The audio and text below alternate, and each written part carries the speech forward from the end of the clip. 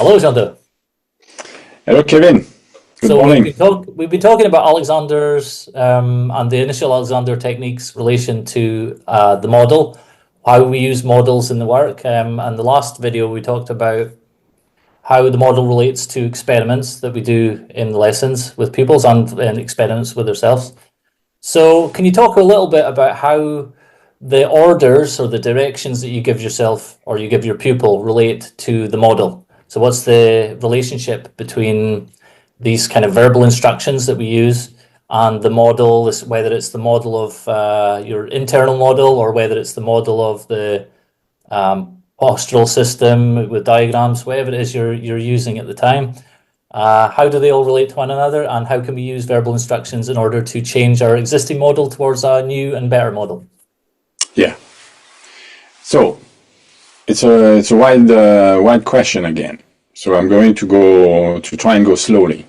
First of all, it's not an apology, but we are basically technical people.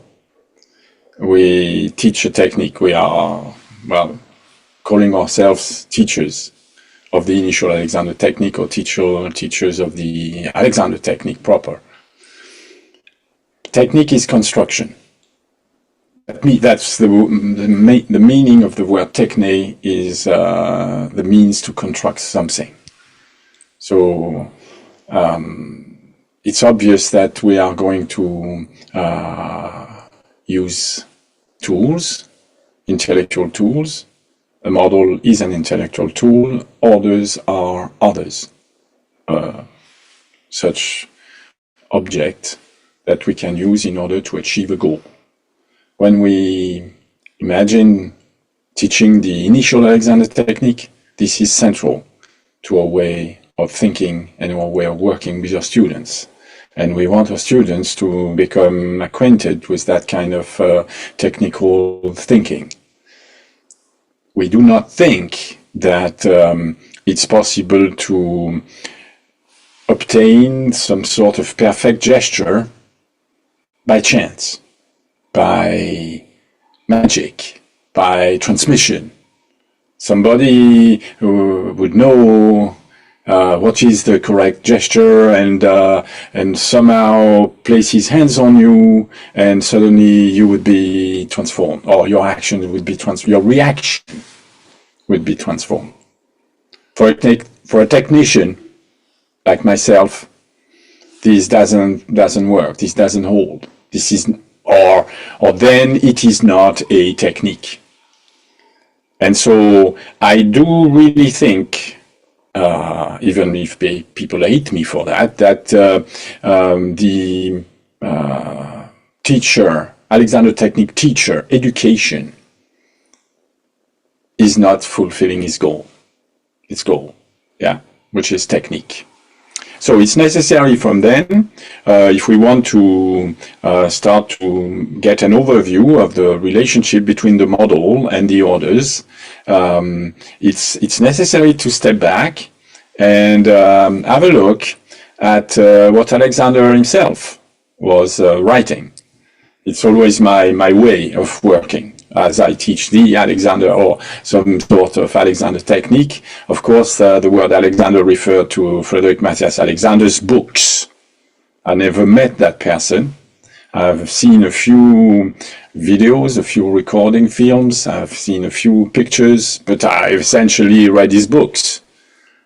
So when we say we teach the Alexander technique in the initial Alexander technique system, we refer to the books. Books are central.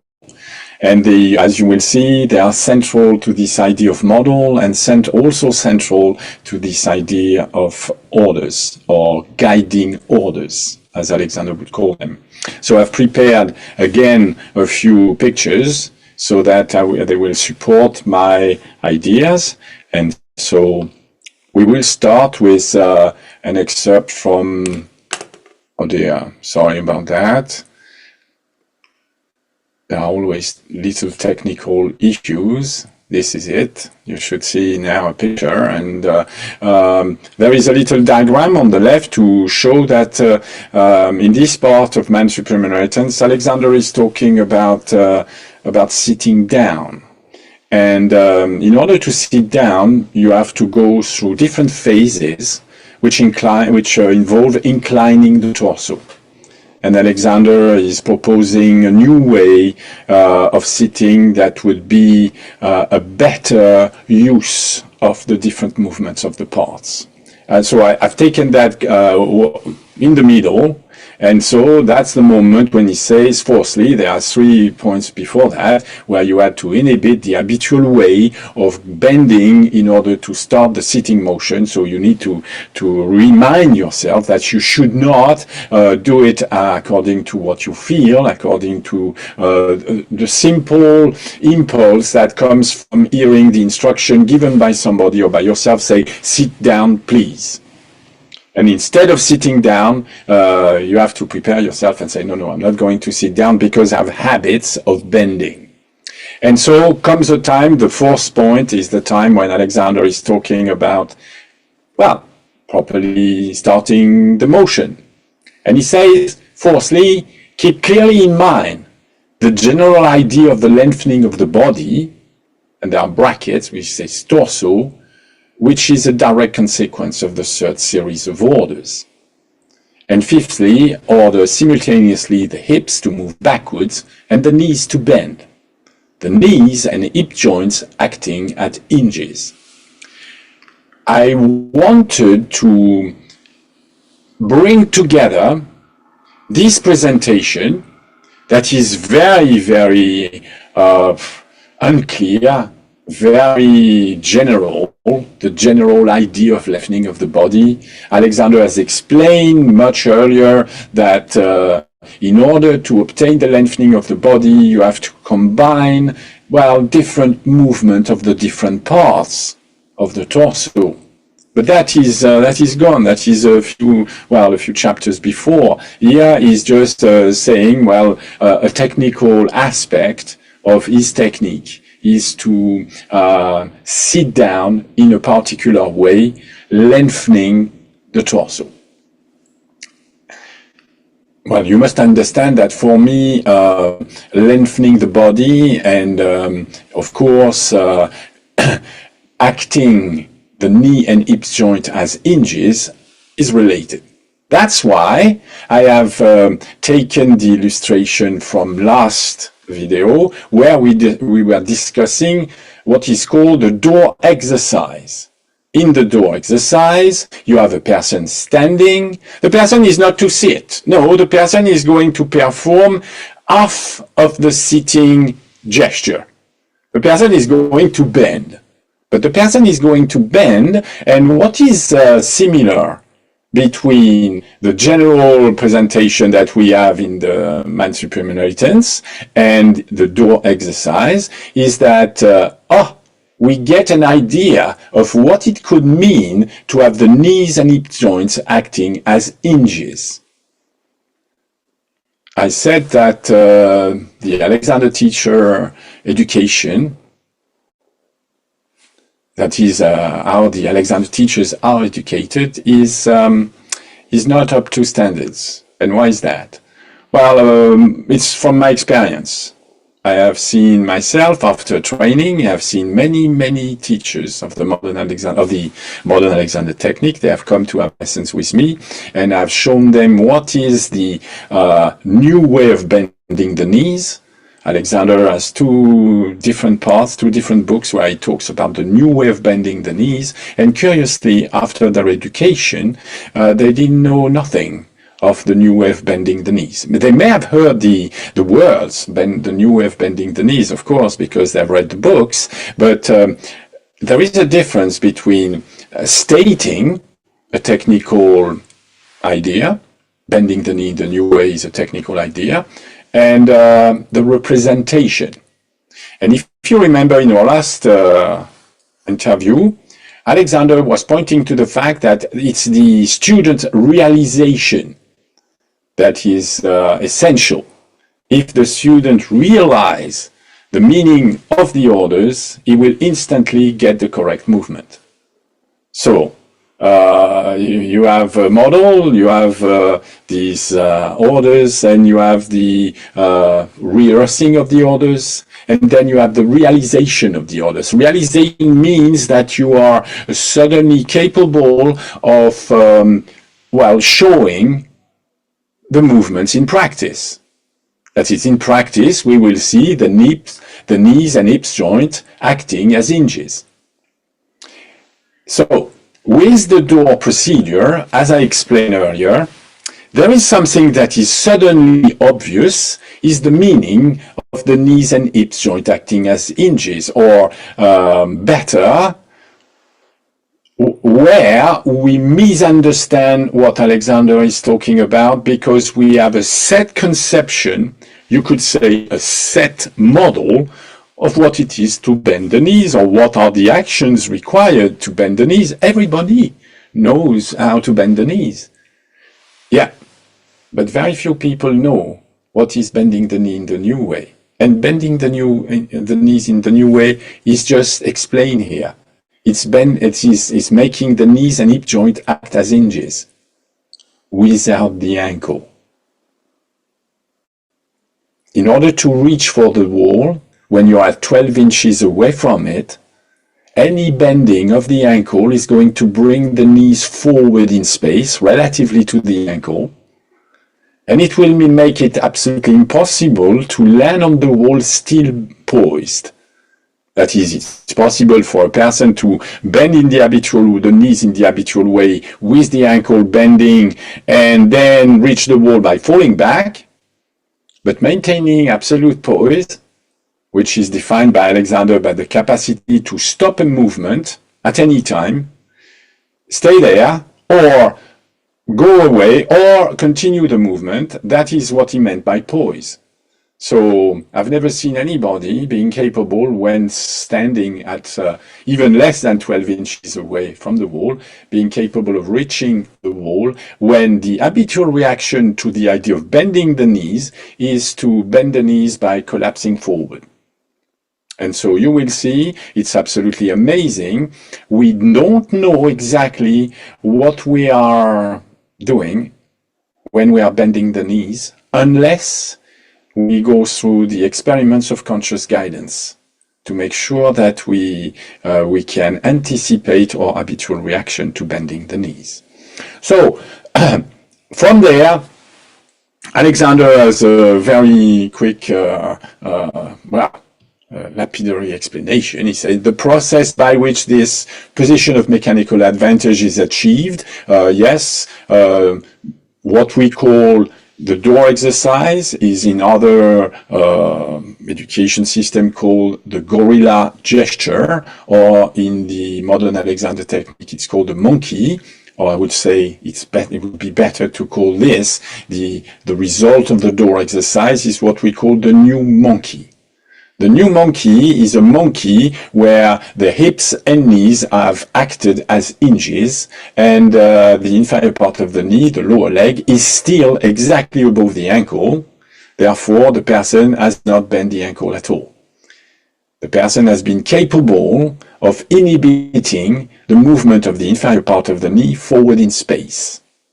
So, the person has a new shape, and that new shape is characterized by an angle to the wall, and it's characterized also by the fact that we are going to say that the torso is extending away from the point of contact with the wall. You will see later, I will show you some teachers grappling with these ideas, and you will see what is and what is not extending the torso away from the point of contact with the door. So, the process by which this position of mechanical is achieved is simply a readjustment of the parts of the body, torso, by a new and correct use of the muscular mechanism through the directive agent of the sphere of consciousness. How easy? How simple? Fantastic. Yeah? Yeah, but it doesn't make any sense. And so we have to, frame what Alexander is saying into some sort of reason system.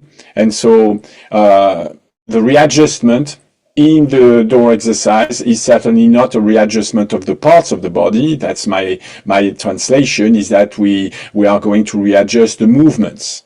So, for example, we are going to inhibit the movement of flexion at the ankle, and we are going to readjust the movement of the rib cage and the movement of the pelvis. In the last interview, we were talking about the poise of the chest, how to establish a new pose of the chest, and how to establish a new pose of the body, and explain that the pose of the body was how to direct the movement of the pelvis and legs in order to get maximum support. So, what is the directive agent of the sphere of consciousness? Well, it is not only giving orders. You have to, as we already discussed, we have to, have the orders and the syntax. The syntax is just what is making orders mean something relevant. Mean something relevant for the object in mind, so that is the goal of extending the body away from the supporting point. And also, these orders must have a meaning for the student. The student must be able to realize these orders, and there is no magic involved. So that's what I've prepared. Instead of showing you directly the process that I use in order to teach how to bend the knees in the new way and go and touch the wall with the perfect poise, so that the person knows how to go into this gorilla gesture and knows how to go out of it, I wanted to show you that I really did not invent much. I just translated. Because there is an example of a new and correct use of the movement of the parts through the directive agent of the sphere of consciousness that is given by Alexander, and it's a well-known chapter of constructive conscious guidance and control, and it's related to, of course, the new directive orders in the chapter of hands on the back of a chair. Hands on the back of a chair is a procedure that is known by every teachers of the modern Alexander technique, and all the teachers I train will train with the hands on the back of a chair procedure. It's the best example of the conjunction between orders, guiding orders, or mental orders, sometimes Alexander call them mental orders, in order to obtain a goal. And the goal here is to obtain a condition that Alexander describes as supporting the torso with the arms. So there are directive orders, which are the old one, that is inhibiting the habitual reaction when one wants to incline the torso toward the top of the chair and bring the hands on top of it. And then after that, there are new directive orders that the students will have to first understand, experience. We are going to discuss that difficult part, and then realize. So, the pupil is asked to continue to hold the top of the chair by keeping the fingers quite straight from the wrist, from the first joint of the fingers to their tips, with the thumbs and fingers kept flat to the top rail of the chair as previously indicated. That's the first part. Okay? And, you hear the orders. You can rehearse the orders, which is, it's a sentence, quite a long sentence, yeah. But it's absolutely necessary at one point or another that you start to represent what Alexander is talking about. So, for that, we are going to need some sort of representation. What is Alexander talking about? So we have the forearm and the wrist and the fingers, and we are going to discuss the position of the fingers, the position of the palm, the position of the wrist, and the position of the elbow. It's quite a complex technical system, really, or mechanical system, if you want. So what is indicated by Alexander is positions. Okay, Alexander is saying continue. The verb continue is there to say that maybe when you are going to set the position in place, afterwards there will be different conditions applied which will make this position crumble. And so to continue to keep the fingers quite straight from the first joint, to keep the thumb and fingers kept flat in the top rail, you will discover that we can create some stimulation that will make you go wrong immediately. So the important thing here is to continue. And to continue to maintain the position, you need to understand the movements that are bringing the position in place. And it's not the position that you're going to try and keep. You're going to try and keep the movements that maintain the position or bring the position to exist, to realize and maintain these movements. So there are, Alexander is describing the movements, you will see. The second part, the pupil is asked to allow the wrist of the left arm to be curved inwards toward the right, and the wrist of the right arm to be curved, of course, inwards toward the left. And so again, we have a representation. Again, we see that, of course, the fingers have to be kept straight. Okay, the palm also is resting on the top of the chair, and the wrist is curved inwards while the elbow is curved outwards. For the moment, we are discussing a static position, but you must understand that this static position does not come by chance or magic, that it's necessary to create combined movements with the fingers, with the metatarsal, with the wrist, and with the elbow. That is how to set up the position, okay? And so it is absolutely necessary for a student, when reading Alexander's books, read the books, and you need to understand what we're talking about. So you need a representation. For the moment, that's what I'm talking about, a representation. But we are going from a representation to a model when suddenly we discover that in order to obtain the position, you need movements, and in order to continue holding this position, well, you need the same movements. And so we are discussing something that is called, in my way of talking, potential movements. That is, you don't see anything moving. Once you continue moving, well, we continue these potential movements, the hand and fingers and elbows will stay in the same relationship that you call a position. And if you introduce a stimulation that has a tendency to disrupt this system, the system will seem to be continuing if you can maintain the orders of movement that are called potential. That is movement you don't see, but you would see them if they are potential, because at the moment the conditions are such that you don't see the movement. Let's say that the wrist is curved inward, okay? Fine. Well, now, if somebody is pulling the elbow outwards, exerting a gentle, nice pulls outwards, well, if you continue to see the wrist curved inward, it's because the student, which is directing his own wrist, is directing the movement of his wrist in the opposite direction in order to match the pull of the elbow outward. You will see the wrist not moving only if the pupil is directing a potential movement in the opposite direction to the pull. Well, that is quite interesting, because now Alexander is explaining something that you could represent as elbows away from the wrist and wrist away from the elbow.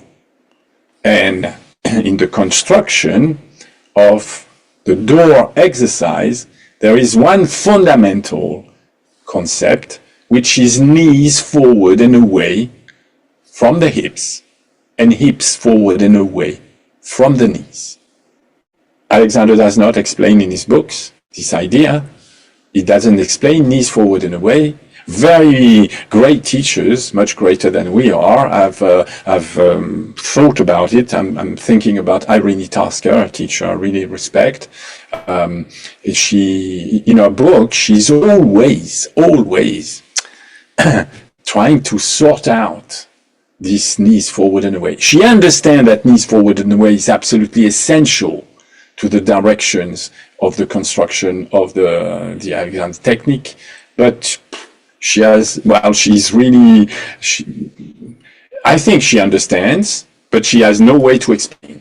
I think that she could go into monkey, but how to teach it and how to make somebody understand, represent, and then realize these combined actions, no, it was not a thing. She could not explain. So understanding elbows, you must understand that the hand could be represented as the feet. Of course, the wrist will be the ankle, and the elbow would be the knees. So when I started thinking about these things, I had this correspondence between the different aspects, and I started to understand that Alexander was explaining elbows, in fact, forward and away from the wrist. And so this is quite interesting now. We have a new representation that, first of all, we are discussing potential movements, and secondarily, that will help us into the realization, so that when we finally place the hands on the back of the chair, or when we finally bend the knees, bending the elbows or bending the knees, there is a similarity for me, we are going to understand what is going on. And so, okay, that's the whole sentence. We allow the wrist, and then we allow the elbow of the left arm to be curved outward toward the left, and the elbow of the right arm to be curved outwards toward the right, which means that the wrist and elbows are pulled apart. If that was not sufficient, Alexander adds something that corresponds to his way of teaching at the moment, because you will find that here he's going to, well, bring his help in a physical way. He says the teacher's aim is now to give the pupil the sensory experiences. Is now to give the pupil the experiences necessary to a gentle forearm pull from the fingers. So you must understand, he's talking of gentle forearm pull from the fingers to the elbow, which is a strange way to present the situation. And to this end, he will take hold of your pupil's elbows and direct them outward and slightly downwards.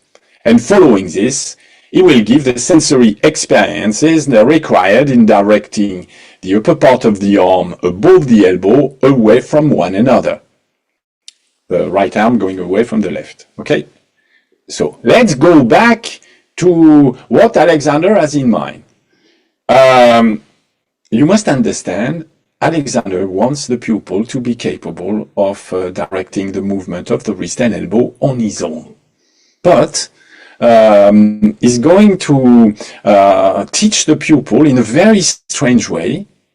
Instead of directing the movements externally, is going to, well, get hold of the elbows of the pupil.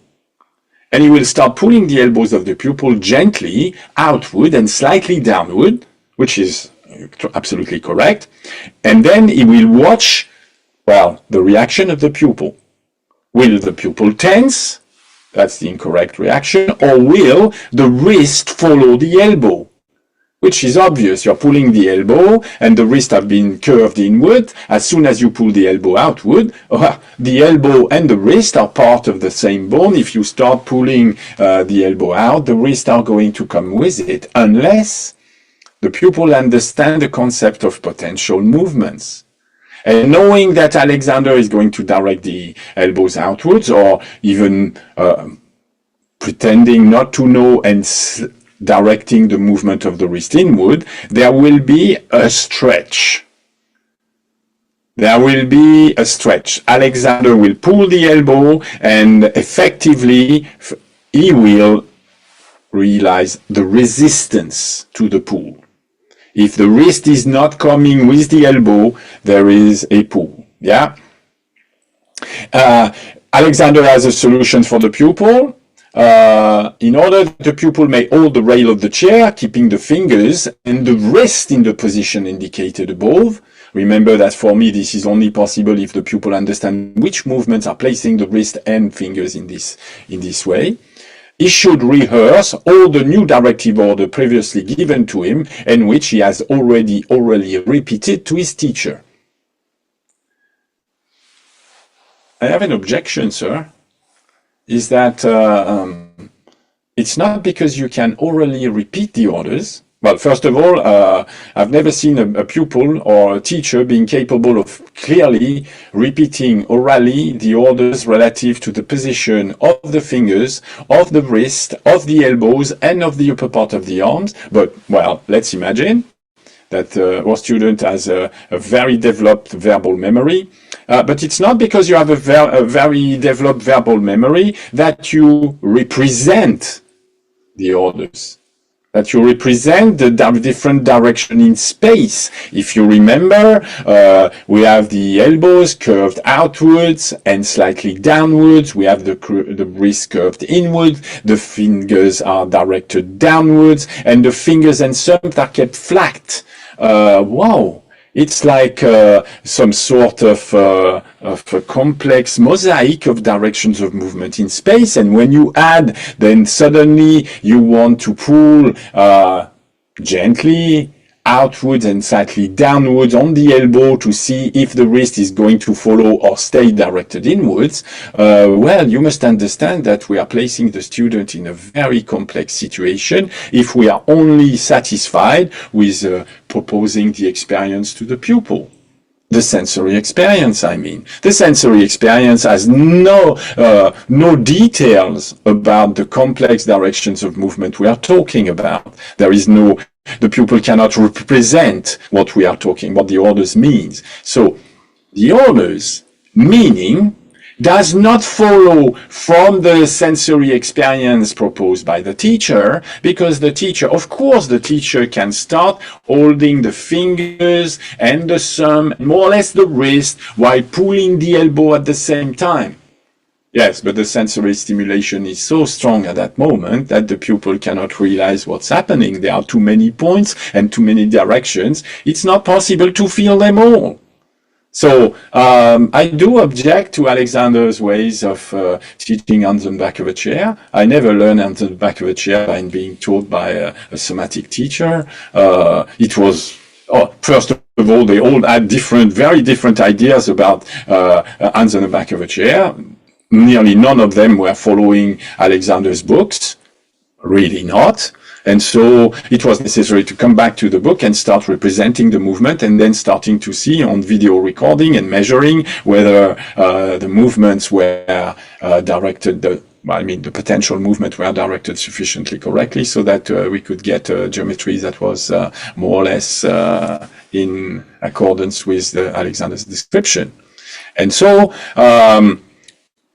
I want to finish this with the fact that Alexander's training or his teaching was to enable the student to carry out the act himself, not for Alexander to be always there explaining what hands on the back of a chair is. So look at this.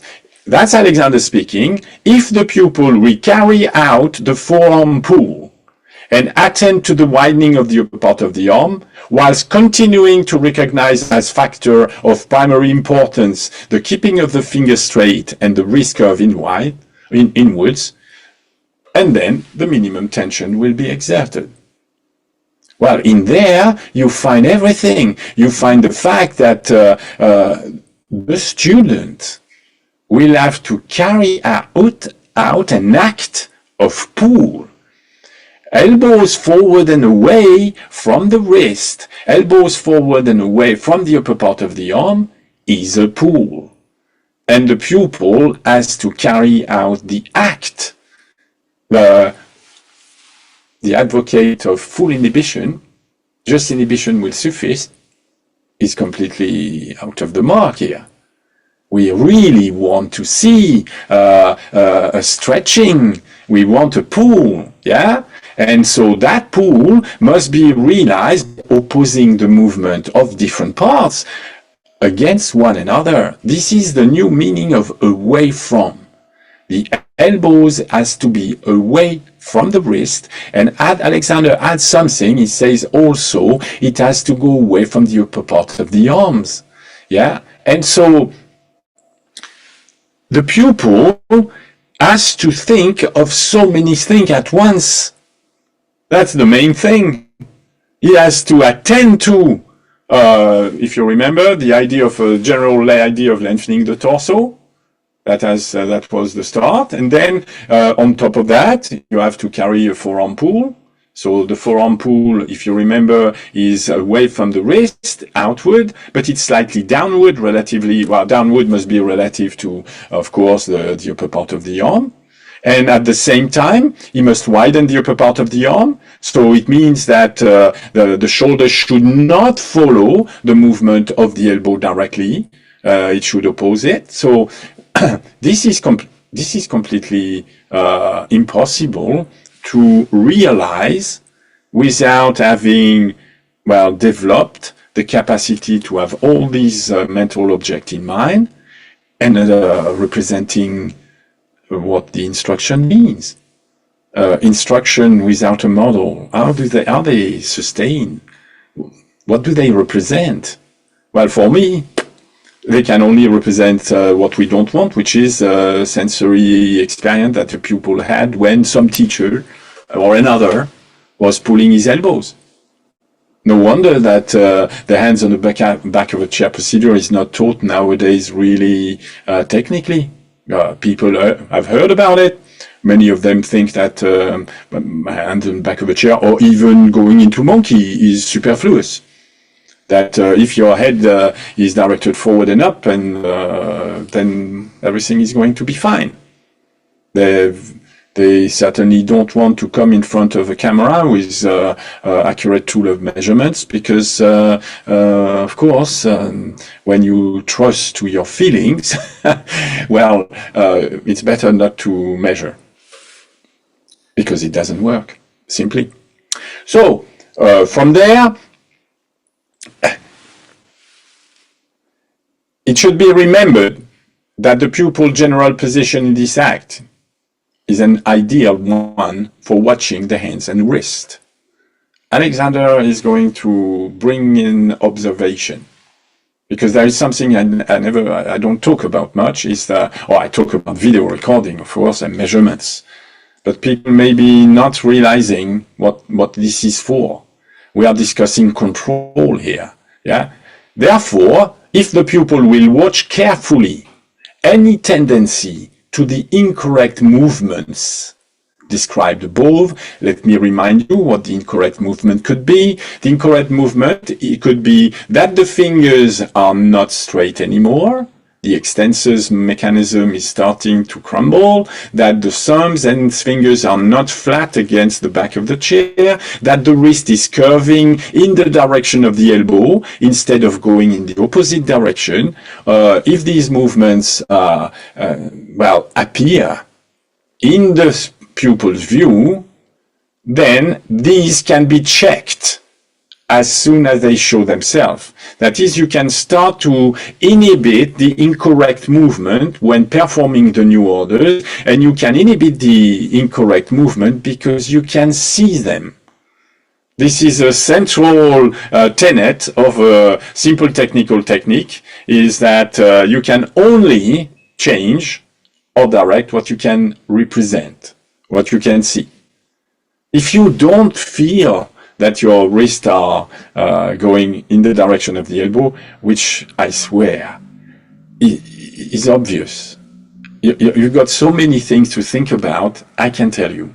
Nobody feels that the wrists are going out to start with. It's only when you've been told about it repeatedly, and that the teacher is really stressing the point because he's outside of the situation, he's looking at the hands on the video recording, and he says, well, you're constantly, every time you try to pull the elbows out, in fact, we see different things. To pull the elbow out, first you're lifting the shoulders, and so that is quite strange because when you're lifting the shoulders, they are not going apart, away from each other, they are going closer. And second, As Alexander anticipated, your wrists are going out and your fingers are now pointing in instead of straight down. And so here again, we have one of the numerous instances where a person will refrain from doing the things he knows he can do. In instance, to watch the hands, the means whereby. Watching the hands is the means whereby here. Observation, correspondence between the intended movement described by the model and the reality. That's what Alexander calls means whereby here. And the pupil will prefer to depend instead on the old haphazard method of trying to do it right, guided by his feeling. And this despite the fact that in every experience in which he has taken feeling for a guide, he has found it to be unreliable and even delusive. I know that nowadays there are modern Alexander teachers that say that they can readjust your sensory experience so that it becomes apparently correct. Yeah, but I've never found any evidence of it in any of their students or themselves. So it's not because you say something that it's going to be realized. It's a wish. It's a marketing object, I think. Nothing less, nothing more. And so here we see that Alexander is really pointing the finger toward this idea that we need in teaching and in learning, we need a means whereby that is called, correct observation. The pupil has his hands in front of him, has his elbows in his view, and is asked to watch out for incorrect movements. And Alexander manifestly forgot to explain that these can be checked by directing proper movements or proper potential movements. So I wanted you to have this view on constructive guidance and control, so that you will start to understand that I just applied exactly the same principle to the bending of the knee in the new way, to the door procedures or the gorilla monkey gesture. This is the second part. I will just give you a taste of it because I can't go on for, I could go on for hours, but we need to make that short. Alexander is saying when discussing going into monkey, order simultaneously the hips to move backward and the knees to bend, the knees and hip joint acting as hinges. With my own students, I explain the model of movements using very simple tools. You're looking at, this is a lesson I've given recently to a modern Alexander teacher. He's fully trained, but he wanted to have some technical ideas. And so, at the moment he's using two pencils. He's using a book that is playing the floor. And so we decided to name the different parts of the pencil. So we have the front of the ankle, we have the lower part of the knee, the upper part of the knee, and the hips. If you want to learn knees forward in a way, you must understand the background. For us, adults, bending the knee is obvious. Alexander defines bending the knee, ankle, hips, and all that as a train of movement, meaning that when the train starts, every other wagon is following. Trains of movement is something you have very little control of. You can control the start and the stop, but what's happening inside is like one movement following the other. It's necessary in the technical construction to separate clearly in your mind, it's a mental activity, separating in the mind the different movements from one another. You want to separate the movement of the fingers and the thumb from the movement of the wrist, from the movement of the elbow, from the movement of the shoulder. In the Del-Start system, this was called decomposition. And then if you decompose the movement, then you have a chance to recompose in a useful way.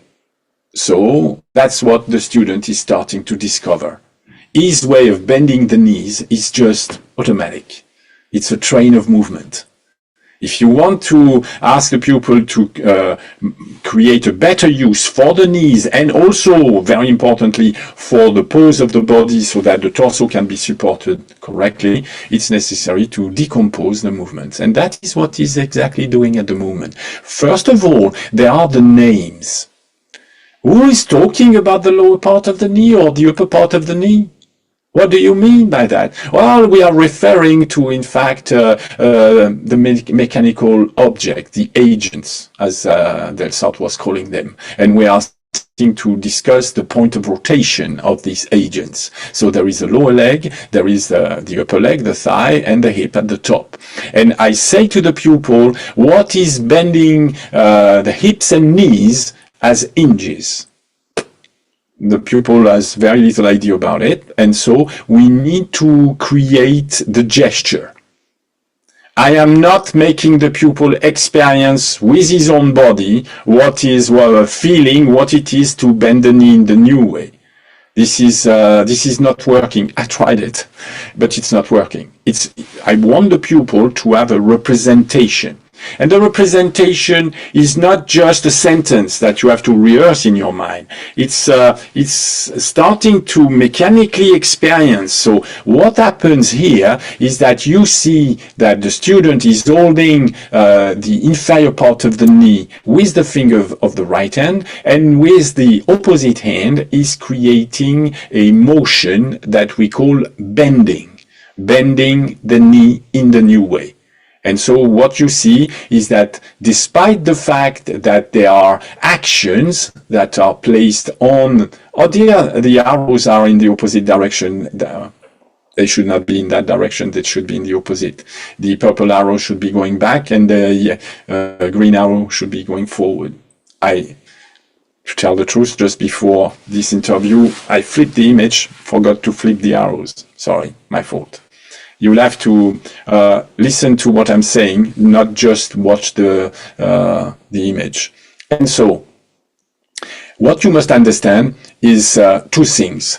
At the moment of receiving the order to bend the knee, in order to get the hips to go back. Remember where we are. We are at 12 inches from a wall, and the point is clearly set in the mind of the pupil. We say you want to support the torso from the wall upwards, okay? And so it's necessary to go back. I stress this because you will see some attempts by the same student to obtain that result, and you will be quite surprised because you will see that the train of movement, the habitual way of bending the knee, is still there, very strongly lurking in the background, really taking all the window of opportunity. So the person is seen standing. Well, he's got a stick. We wanted to see what was forward. Was it the head that was forward? For an Alexander teacher, it's interesting to know whether the head is forward or not. And here we were looking at to see if the head was forward relative to the abdomen. And he was protruding the abdomen. It's Alexander's way of representing that. So it's strange, yeah. And so we started with this idea, and we said, well, now you're going to play the door exercise. And so playing the door exercise means bending, yeah, and it means going back with the hips.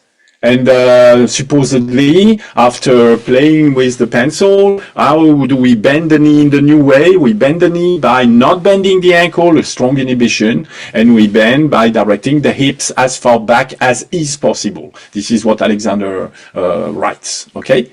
And that teacher, hearing all this, is now faced with the prospect of going back toward the wall. I asked the teacher to take a long stick to get some sort of added equilibrium, yeah, and to remind him that the target was, of course, to get the upper torso and head forward and up. But despite that, look at this image.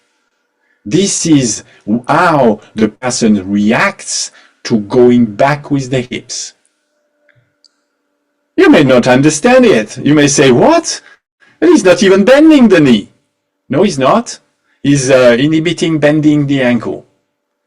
And when he inhibits bending the ankle, he does not bend the knee either. His only model is movement model. If he suppresses the movement of the ankle, it suppresses the movement of the knee. It's the real lesson. And so when watching the recording, we both laughed. We said, oh dear, you're going forward with the armpit line. That dotted line in the center, we call the armpit line. It's just under the armpit, and it's 90 degrees to the front of the chest. And we say, oh dear, you're not bending. You're going forward. In your trains of movements, we see that if you stop moving the ankle, apparently it stops moving the knee. And it shows also that in trying to go back, you're going forward with the whole lower rib cage. How strange. Now, is it what we want? And so the answer is no. It's not exactly what we want. So we have to come back to explaining the model of the movement that are supposed to happen and that will make that exact organization of the torso with the lengthening, because when the student is reacting in the way he does, he's shortening the torso, he's pulling the neck back and the head back, he's protruding the abdomen, everything is wrong. Okay, fine. The process of construction of the new combination of the movement, a new train, a conscious train of movements, where the student can really, compose different movements at the same time, we will see next time. So for people watching the video, if you look underneath, you'll find a link to Jeando so you can book a lesson with him, and we'll see everyone in the next video. Thanks, Jeando. Thanks, Kevin.